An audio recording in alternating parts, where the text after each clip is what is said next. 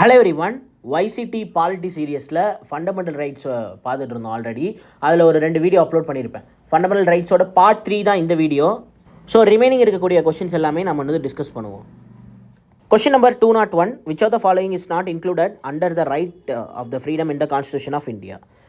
So constitution of இந்தியாவில் freedom ரைட்ஸை பற்றி பேசியிருக்கக்கூடிய ஆர்டிக்கல் வந்து 19. சரியா? அந்த ஆர்டிக்கல் 19க்குள்ளார 6 டைப் ஆஃப் ஃப்ரீடம்ஸ் அப்படிங்கிறத கொடுத்துருக்காங்க அப்படின்னும் நான் சொல்லியிருக்கேன். ஸோ அந்த 6 ஃப்ரீடம் என்னென்ன? ஸோ அதை நீங்கள் ஆர்டராக ஞாபகம் வச்சுக்கணும். ஸோ இதை அடிக்கடி வந்து கேட்பாங்க இந்த மாதிரியான கொஷின். ஸோ ஃபஸ்ட்டு வந்து பார்த்திங்கன்னா பேச்சுரிமை.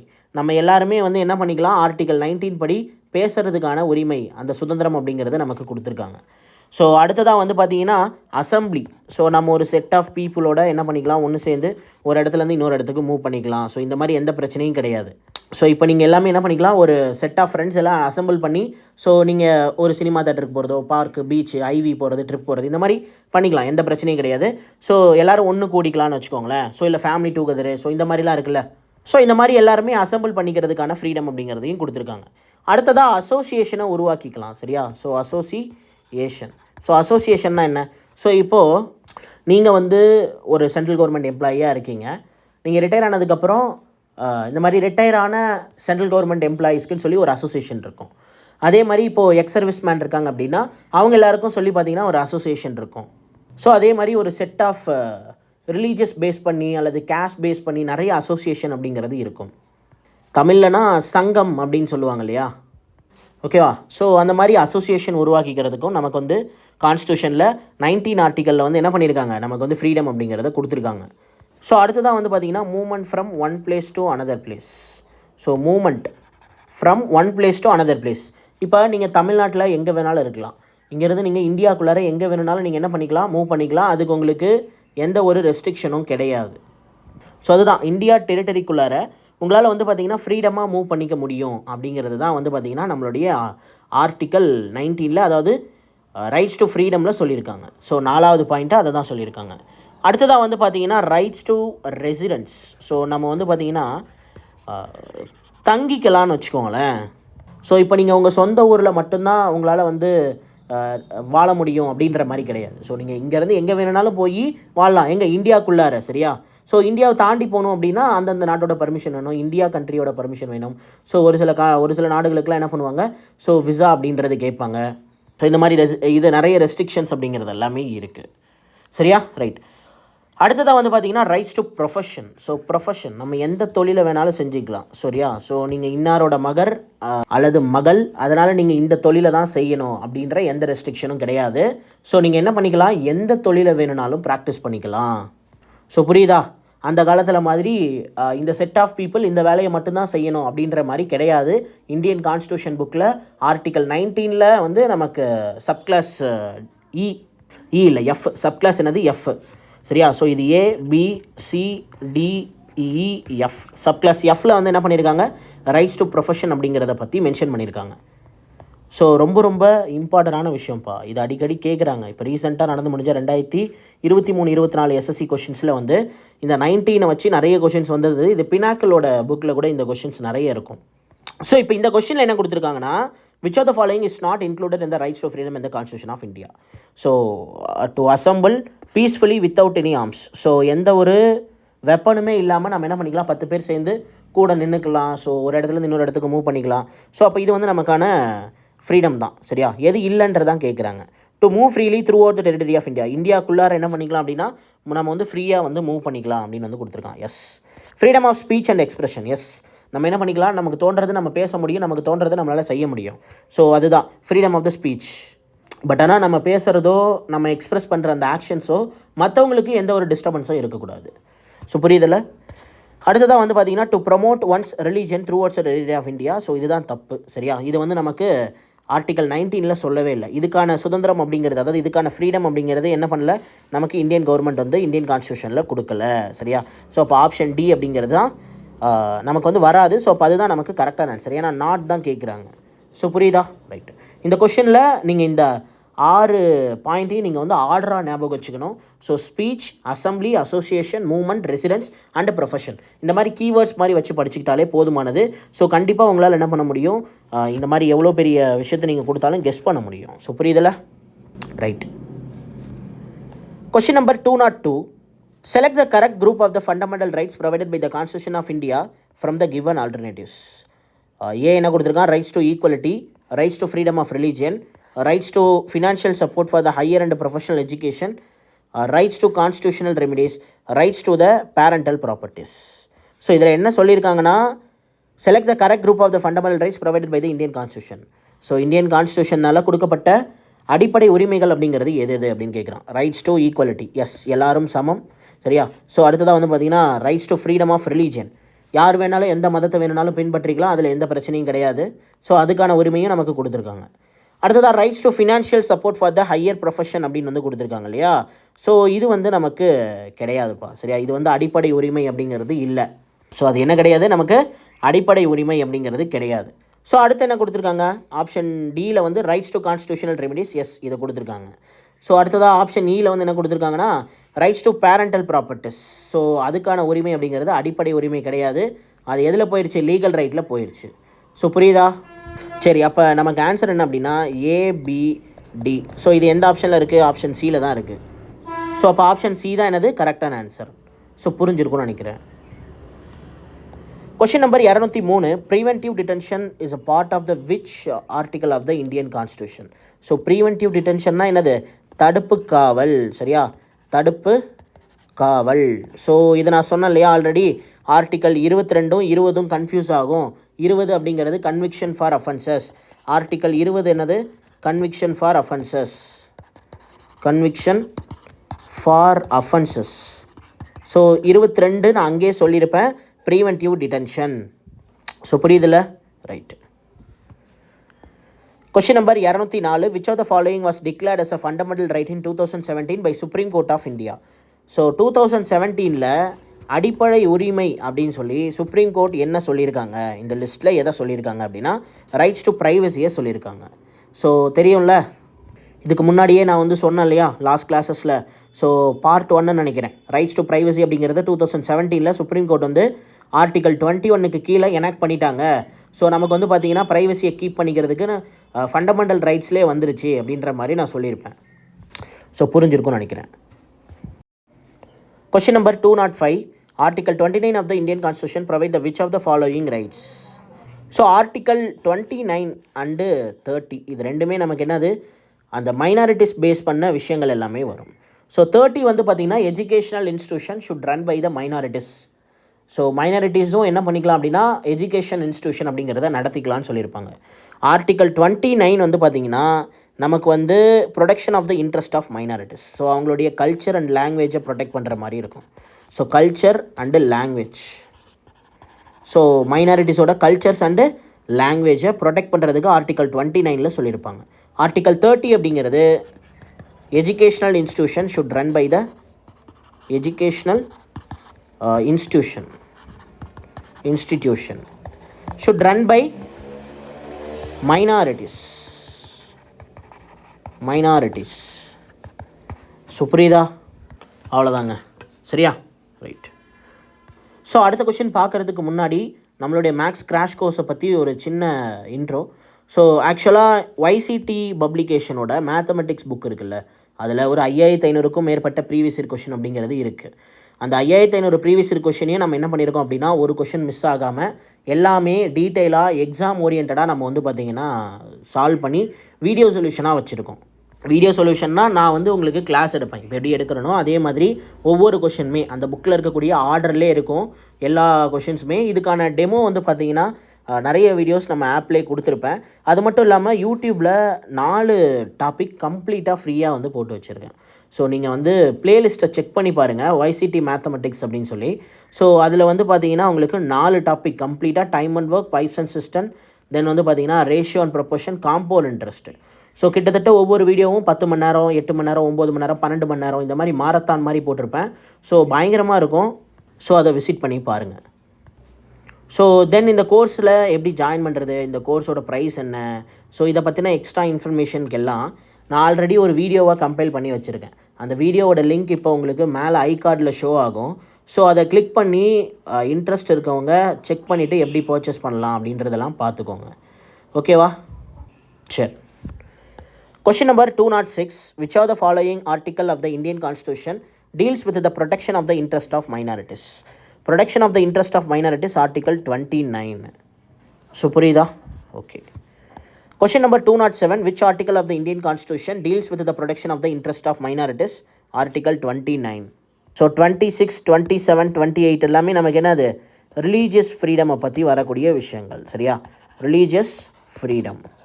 ஸோ அது ரிலேட்டடாக இருக்கக்கூடிய விஷயங்கள் தான் இந்த 26, 27 அண்டு 28. ஸோ இதில் ஸ்பெசிஃபிக்காக சொல்லணும் அப்படின்னா ஆர்டிக்கல் 26 அப்படிங்கிறது நமக்கு வந்து பார்த்திங்கன்னா ரிலீஜியஸ்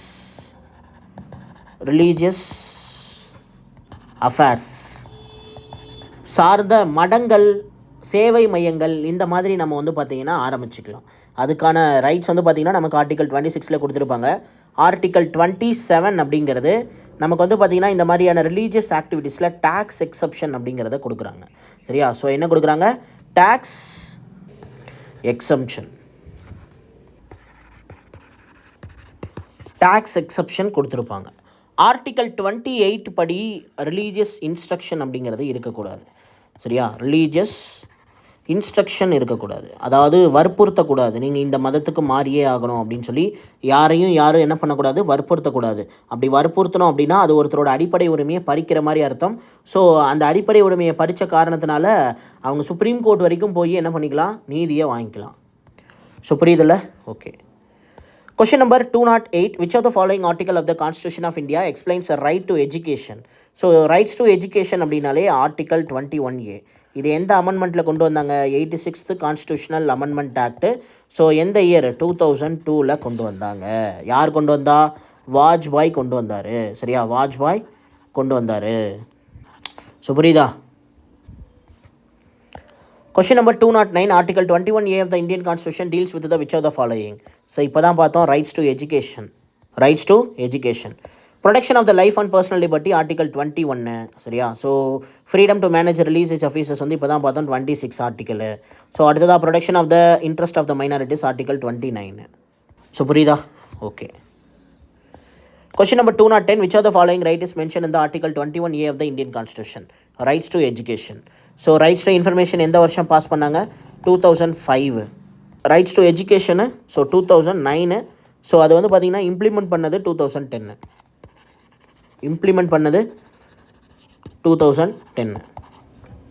ரைட்ஸ் டு இன்ஃபர்மேஷன் மாதிரி இன்னொரு விஷயத்த பார்த்தோம். ரைட்ஸ் டு எரேஷர் அப்படின்னு சொல்லி ஒரு விஷயத்த பார்த்தோம். இந்த ஆக்ட் எப்போ கொண்டு வந்தாங்க? ஸோ பில்லு வந்து 2019 போட்டிருப்பாங்க. பட் ஆனால் அது பாஸ் ஆகி ஆக்டாக மாறினது 2023. 2023 தான் என்ன பண்ணாங்க?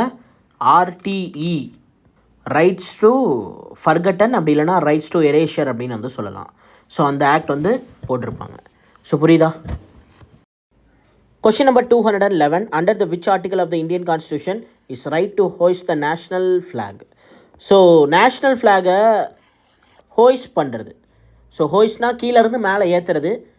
ஒன்று இருக்குது அன்ஃபோல்ஸ் அப்படின்னு சொல்லி ஒன்று இருக்குது. ஸோ அதாவது தேசிய கொடி மேலே தான் இருக்கும், ஆனால் கட்டி இருப்பாங்க. ஸோ அதை வந்து என்ன பண்ணணும்? அன்ஃபோல்ட் பண்ணணும். ஸோ அந்த கட்டினதை என்ன பண்ணணும்? ரிமூவ் பண்ணணும். ஸோ இது ரெண்டுக்கும் டிஃப்ரென்ஸ் இருக்குது. ஸோ கொடியை ஏற்றுறது இண்டிபெண்டன்ஸ் டே அன்னைக்கு. சரியா? இண்டிபெண்டன்ஸ் டே அன்னைக்கு பிஎம் வந்து ஏற்றுவார். ஸோ இதே கொடியை வந்து பார்த்திங்கன்னா அன்ஃபோல்ட் பண்ணுறது, ஸோ கட்டி வச்சுருப்பாங்க, அதை அவுக்கிறது யார் அப்படின்னா ரிபப்ளிக் டே அன்னைக்கு. சரியா? ரிபப்ளிக் டே அன்னைக்கு பிரசிடெண்ட் வந்து பண்ணுவார். ஸோ ரொம்ப இம்பார்ட்டன்ட்ங்க. ஸோ நோட் பண்ணிக்கோங்க. ஸோ கொடி ஏற்றுறது வந்து இண்டிபெண்டன்ஸ் டே அன்னைக்கு. சரியா? யார்? பிரைம் மினிஸ்டர் ஏற்றுவார். கொடியை வந்து அவுக்கிறது. ஸோ அவுக்கிறதுனா அன்ஃபோல்ஸ் பண்ணுறது. ஸோ யார்? பிரசிடெண்ட்டு. எப்போது? ரிபப்ளிக் டே அன்னைக்கு. ஸோ அதாவது இண்டிபெண்டன்ஸ் டே அந்த அன்றைக்கி ஏன் கீழேருந்து மேலே ஏற்றுறாங்க அப்படின்னா, நம்ம அடிமைப்பட்டிருந்தோம் இல்லையா, நம்ம அங்கேருந்து நம்ம இண்டிபெண்ட் ஆனதுனால அது என்ன பண்ணிடுறாங்க? கீழேருந்து மேலே ஏற்றுறாங்க நம்ம கொடியை. ஸோ இதே ரிபப்ளிக் டே அன்றைக்கி தான் நம்ம என்ன பண்ணோம் அப்படின்னா ஒரு குடியரசு நாடு அப்படின்ற ஒரு ஸ்டேட்டஸ் வந்து அச்சீவ் பண்ணோம். ஸோ அதனால் அதை என்ன பண்ணுறாங்க? அன்ஃபோல்ட் பண்ணுறாங்க. ஸோ எதை? ஃப்ளாகை. ஸோ ஓகேவா? ரைட். சரி, இப்போ இந்த கொஷின்குள்ளார வந்துடலாம். அதாவது article 19(1) freedom of speech and expression அப்படின்னு வந்து சொல்லியிருப்போம் இல்லையா, அந்த ஃப்ரீடம் ஆஃப் ஸ்பீச் அண்ட் எக்ஸ்ப்ரெஷனில் தான் என்ன வரும்? நமக்கு இந்த மாதிரி தேசிய கொடியை ஏற்றுறது பற்றின விஷயங்கள் எல்லாமே வரும். ஸோ புரியுதா? சரி, ஆர்டிக்கல் 19(1). ஸோ 19A வச்சுக்கலாம், 19 1 2 3 இப்படியும் நீங்கள் வச்சுக்கலாம், எந்த தப்பும் கிடையாது. ஸோ நான் ABCDEFன்னு சொன்னேன் இல்லையா, ஸோ அது அப்படியும் நீங்கள் வச்சுக்கோங்க, இல்லை 1 2 3 அப்படின்னும் வச்சுக்கலாம். கொஷனில் எப்படி கேட்குறாங்களோ அதுக்கேற்ற மாதிரி பார்த்துக்கோங்க. Question number 212, which of the following article of the Constitution of India guarantees the protection of the certain rights regarding the freedom of the speech? Freedom of speech அப்படிங்கிறது ஆர்டிக்கல் 19 கீழே தான் வரும்னு நமக்கு தெரியும். ஸோ இப்போ ஆர்டிக்கல் 19 தான் என்ன பண்ணியிருக்காங்க, நமக்கு பேச்சுரிமை அப்படிங்கிறத கொடுத்துருக்காங்க. புரிஞ்சிருக்கும்னு நினைக்கிறேன். Question number 213, to which article 17 of the Indian constitution related? Article 17 என்னது? 17 வந்து பார்த்தீங்கன்னா தீண்டாமை ஒழிப்பு, so abolition of untouchability. So இதே இன்னொன்று இருக்கும், அபாலிஷன் ஆஃப் டைட்டில், அது என்னது நமக்கு ஆர்டிக்கல் 18. ஆர்டிக்கல் 18 சட்டத்திற்கு முன் அவர் அனைவரும் சமம் அப்படிங்கிறது எந்த ஆர்டிக்கல்? ஸோ ஆர்டிக்கல் 14 15 16 17 18 இது எல்லாமே வரும். பட் ஆனால் ஸ்பெஷலாக இது எந்த ஆர்டிக்கல் அப்படின்னு கேட்டாங்க அப்படின்னா ஆர்டிக்கல் 14 மட்டும்தான் சொல்ல முடியும். ஸோ புரியுதா? ஈக்குவலிட்டி பிஃபோரில் ஆர்டிக்கல் 14 தான். ரைட்ஸ் டு ஈக்குவலிட்டி அப்படிங்கிறது 14லேருந்து 18 வரைக்கும். Rights to education, so article 21A. புரிஞ்சிருக்கும்னு நினைக்கிறேன். Question number 214, which article of the constitution of India deals with the abolition of untouchability? தீண்டாமை ஒழிப்பு, so article 17. Question number 215, article 17 of the Indian constitution enforces the? Article 17 அப்படிங்கிறது என்னது? So நமக்கு வந்து பார்த்தீங்கன்னா abolition of the practice of untouchability. So தீண்டாமை ஒழிப்பு அப்படிங்கிறத நம்ம என்ன பண்ணணும்? அபாலிஷ் பண்ணணும். Question number 216, which one of the following article of the constitution gives the rights to equality? அனைவரும் சமம் அப்படிங்கிறது எந்த ஆர்டிக்கலில் சொல்லியிருக்காங்க? ஆர்டிக்கல் 14 to 18 சொல்லியிருக்காங்க. ஆர்டிக்கல் 32 வந்து நமக்கு கான்ஸ்டியூஷனல் ரெமிடிஸ். ஆர்டிக்கல் 23 to 24 என்னது? Right against exploitation. சரியா? Against exploitation.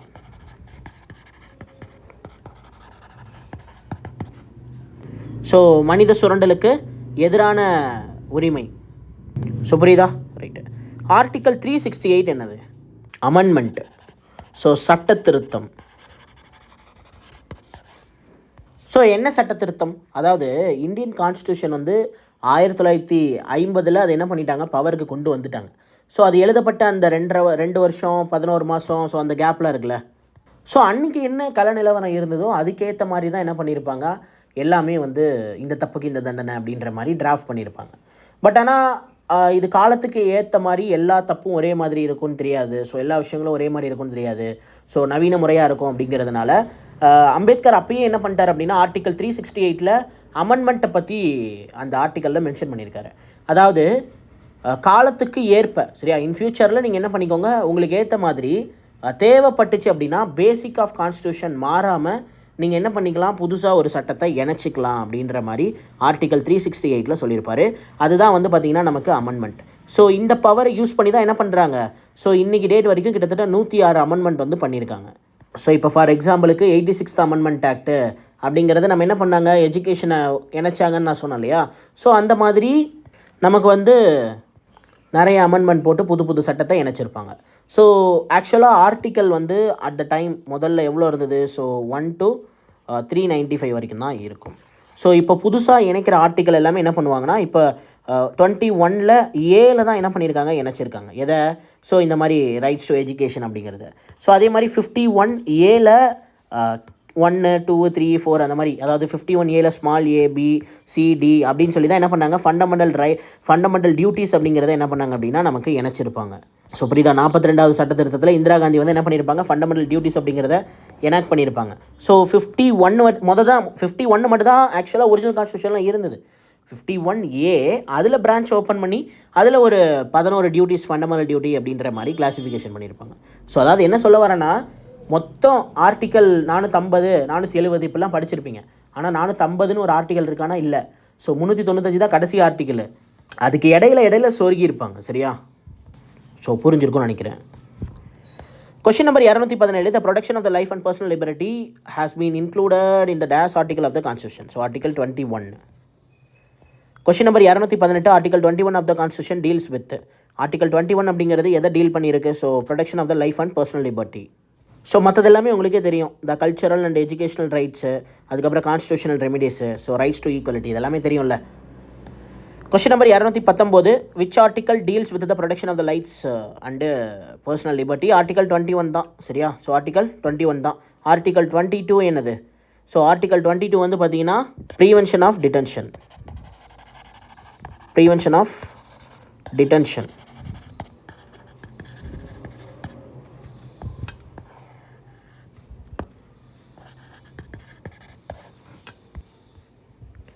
Question number 220, according to the constitution, under the which article the protection of the life and personal liberty guaranteed? So article 21. Question number 221, what is the writ of mandamus? Right. So நல்ல question, ரொம்ப important. So அதாவது article 32 இருக்கு இல்லையா. So அந்த 32க்கு கீழே நம்மளால் வந்து பார்த்திங்கன்னா ஒரு 5 டைப் ஆஃப் ரிட் அப்படின்ற பெட்டிஷன் வந்து நம்மளால் தாக்கல் பண்ண முடியும். ஸோ நீங்கள் வந்து பார்த்திங்கன்னா நிறைய படத்துலலாம் பார்த்துருப்பீங்க, இந்த மாதிரி ஹீபஸ் கார்பஸ் வந்து போட்டிருக்காங்க. ஸோ 24 மணி நேரத்துக்குள்ளார கண்டுபிடிச்சே ஆகணும், கண்டுபிடிச்சி அந்த நபரை வந்து கோர்ட்டுக்கு முன்னாடி நிறுத்தி ஆகணும் அப்படின்ற மாதிரி உத்தரவு போட்டுருவாங்க. ஸோ ஹீபஸ் கார்பஸ் அப்படின்ற பெட்டிஷன் போட்டாங்கன்னா ஒரு நபரை இந்த மாதிரி காணும் ஸோ அப்படின்னு சொல்லி பெட்டிஷன் போட்டாங்கன்னா 24 ஹவர்ஸ்க்குள்ளார ஸோ என்ன பண்ணணும், இந்த இந்தியன் டிஎன் போலீஸ் சரியா. ஸோ நம்ம தமிழ்நாடு தானே. ஸோ தமிழ்நாடு போலீஸ் வந்து என்ன பண்ணணும் அப்படின்னா ஸோ அந்த நபரை கண்டுபிடிச்சி கோர்ட்டு முன்னாடி வந்து பார்த்திங்கன்னா 24 ஹவர்ஸில் கொண்டு வந்து நிறுத்தணும். ஸோ இதுதான் வந்து பார்த்திங்கன்னா ரிட். இதை தமிழில் நீதி பேராணை அப்படின்னு வந்து சொல்லுவாங்க சரியா, நீதி பேராணை. ஸோ இந்த 5 ரிட் என்னென்னு சொல்கிறேன் அப்படி நோட் பண்ணிக்கோங்க சரியா. ஸோ ஹீபஸ் கார்பஸ், ஸோ அடுத்ததான் வந்து பார்த்திங்கன்னா நமக்கு மேண்டமஸ், ஸோ அடுத்ததான் வந்து ப்ரோஹிபிஷன், ஸோ அடுத்ததான் வந்து செர்டியோரரி, 5th ஒன் லாஸ்ட் வந்து என்னது, கியூ வாரண்டோ சரியா. So quo warranto. ஸோ இந்த 5 ரிட்டு மட்டும் இல்லாமல் இது ரிலேட்டடாக இது ஒவ்வொன்றுக்கும் வந்து பார்த்திங்கன்னா ஒரு கீவேர்ட் சொல்கிறேன். அந்த கீவேர்ட் வந்து ரொம்ப ரொம்ப இம்பார்ட்டன்ட். இப்போ எப்படி ஸ்பெஷலாக மேண்டமஸ் ரிட்டை பற்றி கேட்குறாங்களோ அதே மாதிரி ஹீபஸ் கார்பஸ்ஸு சரியா, மேண்டமஸ், ப்ரோஹிபிஷன், செட்டியோரி, அடுத்ததாக வந்து பார்த்திங்கன்னா கியூ வாரண்டோ, இதெல்லாமே அந்த கீவேர்டை வச்சே நீங்கள் என்ன பண்ணிடலாம் அப்படின்னா சூஸ் பண்ணிடலாம். ஸோ இது வந்து பார்த்திங்கன்னா நமக்கு ப்ரோஹிபிஷன் தான், ஸோ இது நமக்கு கியூ வாரண்டோவில் வருது, இது ஹீபஸ் கார்பஸ், அந்த மாதிரி வந்து என்ன பண்ணிடலாம், நம்ம வந்து சூஸ் பண்ணிடலாம் சரியா. ரைட். ஸோ இந்த ஹேபியஸ் கார்பஸ் அப்படின்ற இந்த வேர்டு, மேண்டமஸ், இதெல்லாம் வந்து பார்த்திங்கன்னா ஒரு லட்டின் வேர்டு. ஸோ இதுக்கு என்ன மீனிங் அப்படின்ற அந்த கீவேர்ட் நான் சொல்கிறேன், அப்படியே நோட் பண்ணி வச்சுக்கோங்க சரியா. ஸோ இது வந்து பார்த்திங்கன்னா டு ஹாவ் அ பாடி அப்படின்ற மாதிரி சொல்லுவாங்க சரியா, to have a body. So இந்த ஹீபஸ் கார்பஸ் சரியா, ஸோ ஹீபஸ் கார்பஸ் இல்லை, ஹேபியஸ் கார்பஸ். ஸோ இது வந்து எப்போ போடுவாங்க, இது எதுக்காகலாம் இதை யூஸ் பண்ணிக்கலாம் அப்படின்னா, அட்வொகேட் சந்துரு, ஜெய்பீம் படம் பார்த்துருக்கீங்களா. ஸோ அதில் மணிகண்டனை என்ன பண்ணுவாங்க, இல்லீகலாக அரெஸ்ட் பண்ணி வச்சுருவாங்க. ஸோ அவரை காணும் அப்படின்ற மாதிரி இவர் என்ன பண்ணுவார், ஹேபியஸ் கார்பஸ் அப்படின்ற கூடிய அந்த ரிட் வந்து போடுவார். ஸோ அதனால தான் உடனே எல்லாமே வந்து அடுத்தடுத்த விஷயங்கள் நடக்கும். ஸோ இந்த ஹேபியஸ் கார்பஸ் மனு அப்படிங்கிறது தாக்கல் செஞ்சுருக்காங்க அப்படின்னா, இப்போ ஒரு கோர்ட் சப்போஸ் வந்து ஒரு ஹை கோர்ட்டில் பெட்டிஷனை போட்டிருக்காங்கன்னு வச்சுக்கோங்களேன். ஸோ இது வந்து எதுக்காகலாம் இந்த ரிட் வந்து போட முடியும் அப்படின்னா, இப்போ ஒரு நபர் இருக்கார், அவர் வந்து பார்த்திங்கன்னா சட்டத்திற்கு புறம்பாக வந்து தடுப்பு காவலில் இருக்கார் சரியா, கடத்தி கொண்டு போய் வச்சு அவரை வந்து பார்த்திங்கன்னா சந்தேக அடிப்படையில் வந்து அவரை விசாரிக்கிறாங்க அப்படின்னா, ஸோ நம்ம என்ன பண்ணலாம், கன்சர்ன் நபர், அவருக்கும் அதுக்கும் எந்த சம்மந்தமும் இல்லை, எதுக்கு போய் அரெஸ்ட் பண்ணி வச்சுருக்காங்க, அதுவும் இல்லீகலாக அரெஸ்ட் பண்ணியிருக்காங்க. லீகலானா நம்ம லீகலாகவே நம்ம அதை வெளியில் எடுத்துடலாம், இல்லீகலாக யாருக்கும் தெரியாமல் இவங்க தான் பண்ணியிருக்காங்க அப்படின்னும் போது ஸோ நம்ம ப்ராப்பராக ஒரு அட்வொகேட்டை வச்சு நம்ம வந்து இந்த ஹேபியஸ் கார்பஸ் ரிட் வந்து பாஸ் பண்ணோம் அப்படின்னா, ஸோ 24 ஹவருக்குள்ளார அந்த ஹியூமனை வந்து என்ன பண்ணணும், கோர்ட்டில் ப்ரொடியூஸ் பண்ணணும். ஸோ அப்படி ப்ரொடியூஸ் பண்ணிட்டா அவங்க எதுக்காக என்ன ஏதுன்றதெல்லாம் விசாரித்து தென் அவர் மேலே தப்பு இல்லை அப்படின்னா அவரை விடுவிச்சிருவாங்க. ஸோ எந்த தப்பும் கிடையாது, ஸோ எந்த தப்பும் இல்லை அப்படின்னா அவரை விடுவிச்சிருவாங்க. ஸோ ஏதாவது மிஸ்டேக் பண்ணியிருக்காரு அப்படின்னா அதுக்கேற்ற தண்டனையும் வந்து கொடுப்பாங்க. ஸோ புரியுதா, இதுதான் வந்து பார்த்திங்கன்னா ஹேபியஸ் கார்பஸ் ரிட். ஸோ இது எதுக்காக சொல்கிறேன் அப்படின்னா, ஒரு சில இடத்துல to have the body, so இங்கே பாருங்கள், இங்கேயே கூட பார்த்தீங்கன்னா த ப்ரெசென்டிங் த பர்சன் இந்த கோர்ட் அப்படின்னு கொடுத்துருக்கான். ஸோ இது வந்து விச் இஸ் ரிலேட்டட் டு இந்த ஹேபியஸ் கார்பஸ்க்கு ரிலேட்டடாக தான் இருக்குது. ஸோ புரியுதா, இந்த மாதிரி வந்து கொடுத்துருப்பாங்க. ஸோ இப்போ இந்த மேண்டமஸ்க்கு பதிலாக இந்த இடத்துல உங்களோட ஷிஃப்ட்டில் இந்த ஹேபியஸ் கார்பஸ் பற்றி கொஷின் வந்து கேட்டிருக்கலாம். ஸோ புரியுதில்ல. ஸோ அப்போ இந்த கீவேர்டை ஞாபகம் வச்சுக்கோங்க சரியா, டு ஹாவ் அ பாடி. தென் இது என்ன அப்படின்றதையும் நான் சொல்லிட்டேன். ஸோ இந்த மேண்டமஸ்னால் என்ன அப்படின்னா, வி கமாண்ட் அப்படின்ற மாதிரி அர்த்தம் சரியா. மேண்டமஸ்னால் என்னது, வி கமாண்ட். தம்பி இப்போ இந்த வீடியோ பார்த்துட்ருக்கீங்கன்னா சும்மா அறக்க பறக்க பார்த்துட்டு இருக்காதீங்க. இது 5 ரிட்டுமே ரொம்ப ரொம்ப இம்பார்ட்டன்ட். ஸோ இது வந்து பார்த்தீங்கன்னா ரொம்ப இம்பார்ட்டன்ட், சரியா? ஸோ இது லைஃப்க்கு உங்களுக்கு ரொம்ப யூஸ்ஃபுல்லாக இருக்கும். இதை நல்லா ஷார்ப்பாக கவனிங்க, சரியா? ஸோ மேண்டமஸ்னால் என்னது? வி கமாண்ட் அப்படின்றது தான் அர்த்தம். ஸோ அந்த கீவேர்ட் அப்படின்னு சொன்னோம் இல்லையா, அதை ஞாபகம் வச்சுக்கோங்க, சரியா? ஸோ இந்த மேண்டமஸ்னால் என்ன அப்படின்னா, இப்போ ஒரு பப்ளிக் சர்வெண்ட், இப்போ நாளைக்கு நீங்கள் தான் வந்து ஒரு பப்ளிக் சர்வெண்ட்டு தான். ஸோ ஒரு கவர்மெண்ட் சர்வெண்ட் தான். ஸோ இப்போ நீங்கள் இருக்கீங்க அப்படின்னும் போது உங்கள் வேலையை நீங்கள் செய்யலை அப்படின்னாலும், சரியா? ஸோ நீங்களாம் வந்து டேரெக்டாக வந்து மக்களோட கான்டாக்டில் வர மாட்டீங்க. ஃபார் எக்ஸாம்பிள், இப்போ ஒரு பர்சன் இருக்கார், அவர் டிஎன்பிசி கிளியர் பண்ணி என்ன பண்ணிடுறாரு, ரெவன்யூ இன்ஸ்பெக்டராக போஸ்டிங் அடிச்சிடறாருன்னு வச்சுக்கோமே, சரியா? அந்த ரெவன்யூ இன்ஸ்பெக்டர் என்ன பண்ணுறாரு அப்படின்னா, அவரோட வேலையை செய்யலை அப்படின்னாலோ, அல்லது அவருடைய லிமிட்னு ஒன்று இருக்கும்ல, இந்த வேலைக்கு இந்த அளவுக்கு தான் செய்யணும் அப்படின்றது ஒன்று இருக்குது. ஸோ லிமிட்னு ஒன்று இருக்கும். ஸோ இவருடைய லிமிட்டை தாண்டி வேலை செஞ்சாலோ, வேலை செய்யாமல் இருங்க அப்படின்னு சொல்கிறதுக்கும், இவர் வேலையே செய்யாமல் இருந்தார் அப்படின்னா வேலை செய்ய சொல்கிறதுக்கும், அதிகமாக தேவையில்லாமல் ஓவராக வேலை செய்கிறார் அப்படின்னா வேலை செய்யாதீங்கன்னு சொல்கிறதுக்கும் இந்த ரிட் வந்து பயன்படும். ஸோ அதுதான் மேண்டமஸ். ஸோ இதுக்கான மீனிங் என்ன? We command. ஸோ இங்கே என்ன கேட்டிருக்காங்க? What is the writ of mandamus தான் கேட்டிருக்காங்க. To get the government body to perform its duties. So அவங்களுடைய கடமையை செய்ய சொல்கிறதுக்கு ஸோ நம்ம வந்து இந்த மேண்டமஸ் அப்படின்ற ரிட்டை வந்து பாஸ் பண்ணலாம். ஸோ புரியுதா உங்களுக்கு? ரைட். Next prohibition. ஸோ இதுக்கான கீவேர்டு என்ன அப்படின்னா, ஸோ டு ப்ரோஹிபிட் அப்படின்றது தான்ப்பா அர்த்தம், சரியா? So to prohibit. ஸோ இந்த ரிட் எதுக்காக பாஸ் பண்ணுவாங்க அப்படின்னா, ஸோ இந்த ஸ்டே ஆர்டர் கொடுத்துட்டாங்க அப்படின்னு ஒரு விஷயம் சொல்லுவாங்க, கேள்விப்பட்டிருக்கீங்களா? ஸ்டே ஆர்டர், சரியா? ஸோ அப்படியே நிறுத்தி வைங்க அப்படின்னு வந்து ஒரு ஸ்டே ஆர்டர் அப்படிங்கிறத கொடுப்பாங்க. ஸோ இப்போ ஃபார் எக்ஸாம்பிள், நம்ம வந்து பார்த்திங்கன்னா கவர்மெண்ட்டோட புறம்போக்கு நிலத்தில் என்ன பண்ணிடுறாங்க அப்படின்னா, ஒரு கன்ஸ்ட்ரக்ஷன் பெருசாக பில்டு பண்ணிகிட்டு இருக்காங்க. ஸோ இதை எதிர்த்து என்ன பண்ணுறாங்க, மக்கள் வந்து கோர்ட்டில் போய் அப்பீல் பண்ணும்போது, சரியா? ஸோ பெட்டிஷன் போடும்போது, ஸோ இந்த ப்ரோஹிபிஷன், ஸோ இந்த ரிட்டு மூலியமாக என்ன பண்ணுவாங்கன்னா, to prohibit, so stay order கொடுத்துருவாங்க. அந்த வேலையை இப்போதைக்கு நீங்கள் செய்யக்கூடாது அப்படின்னு சொல்லி ஸ்டே ஆர்டர் கொடுத்துட்டாங்கன்னா, அதுக்கு மேலே அந்த இடத்துல அந்த வேலையை வந்து செய்ய முடியாது. ஸோ இந்த ஸ்டேவை உடைக்கிறதுக்கு அவங்க டிஸ்ட்ரிக்ட் கோர்ட்லேருந்து ஹை கோர்ட் போகணும், ஹை கோர்ட்லேருந்து திரும்பி சுப்ரீம் கோர்ட் போகணும். ஸ்டே உடைக்க முடியல அப்படின்னா அது அவ்வளோதான், ஸோ முடிஞ்சு போச்சு. ஸோ இதுதான் ப்ரோஹிபிஷன் அப்படின்னு வந்து சொல்லுவாங்க. செர்ஷியோரரி அப்படின்னா என்ன? ஸோ டு பி சர்டிஃபைடு, சரியா? To be certified. ஸோ அதாவது இப்போ வந்து ப்ரோஹிபிஷன் ரிட் அப்படின்றத நீங்கள் பாஸ் பண்ணுறீங்க. ஸோ அதை வந்து கோர்ட்டு, லோயர் கோர்ட், அதாவது டிஸ்ட்ரிக்ட் கோர்ட் வந்து என்ன பண்ணிடுறாங்க, அக்செப்ட் பண்ணாமல் உங்களுக்கு வந்து பார்த்திங்கன்னா ஸ்டே ஆர்டர் வந்து கொடுக்கல, சரியா? ஸ்டே ஆர்டரு கொடுக்கல, ஸோ ப்ரோஹிபிட் பண்ணலை, ஜட்ஜ்மெண்ட் வந்து பாஸ் ஆயிடுச்சு.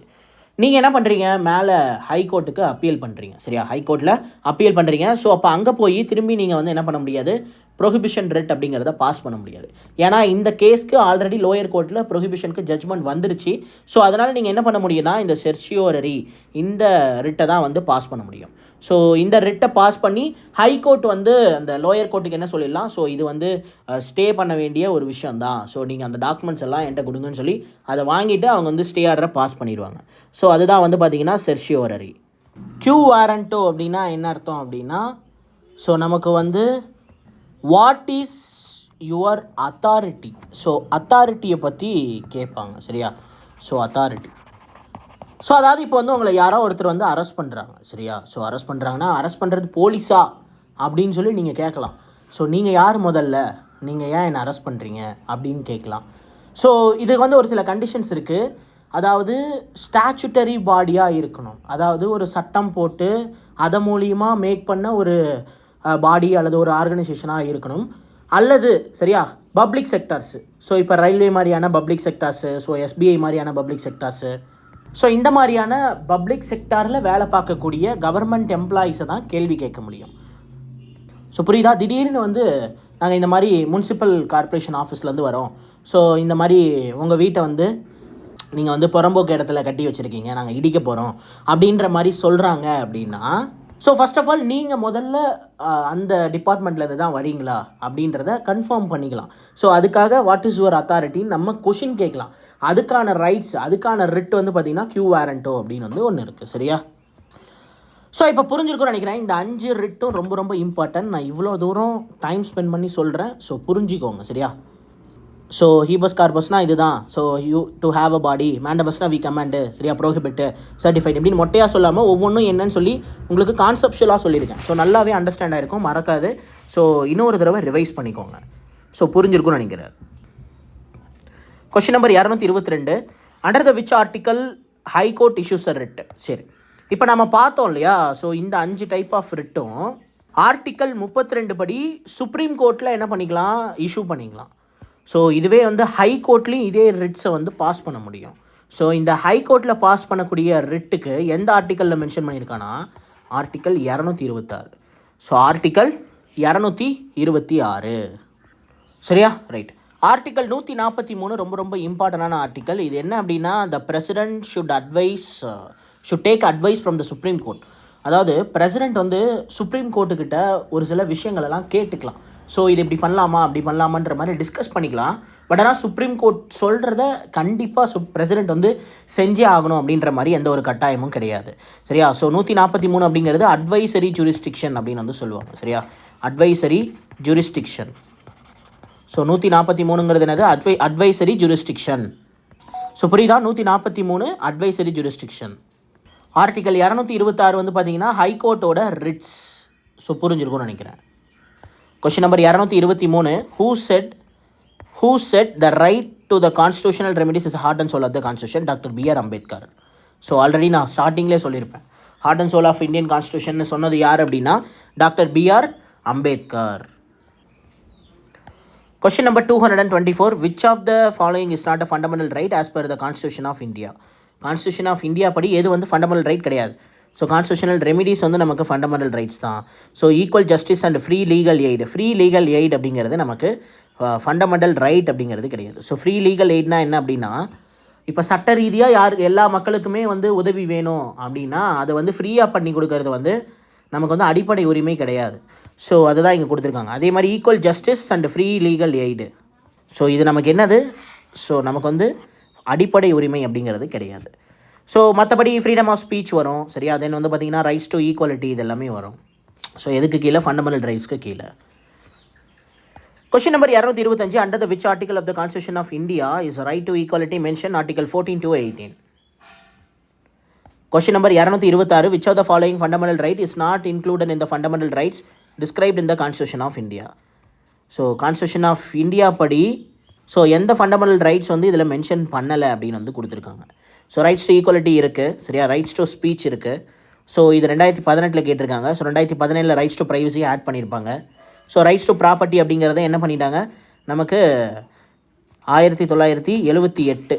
ஸோ 78 என்ன பண்ணிட்டாங்க, நமக்கு 44வது சட்ட திருத்தம் போட்டு, ஸோ 44வது கான்ஸ்டியூஷன் அமெண்ட்மெண்ட் ஆக்டை போட்டு 300A ஷிஃப்ட் பண்ணிட்டாங்க. ஸோ புரியுதா, அவ்வளோதாங்க.